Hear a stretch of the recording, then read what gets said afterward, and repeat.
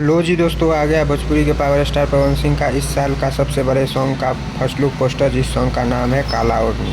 तो इसी के बारे में बात करेंगे, तो वीडियो को लास्ट तक बने रहें। और अभी तक आपने इस चैनल को सब्सक्राइब नहीं किए हैं तो चैनल को सब्सक्राइब कर लें, ताकि पावर स्टार पवन सिंह और भोजपुरी से जुड़ा हर एक अपडेट सबसे पहले इस चैनल पर देखने को मिलेगा।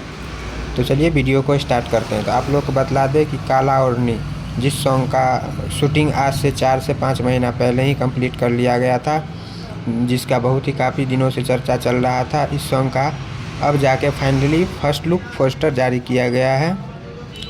तो आप लोग इस पोस्टर में देख सकते हैं पावर स्टार पवन सिंह के साथ इस वीडियो में नज़र आने वाले हैं क्वीन शालिनी और पावर स्टार पवन सिंह और विकास मेहता। जी हाँ दोस्तों, इस वीडियो में आप लोगों को नजर आएंगे विकास मेहता, पावर स्टार पवन सिंह और क्वीन शालिनी। और इसको गाए हैं भोजपुरी के पावर स्टार पवन सिंह और शिल्पी राज ने, और इसको लिखे हैं प्रिंस प्रियदर्शी, और म्यूजिक होने वाला है प्रियांशु सिंह का।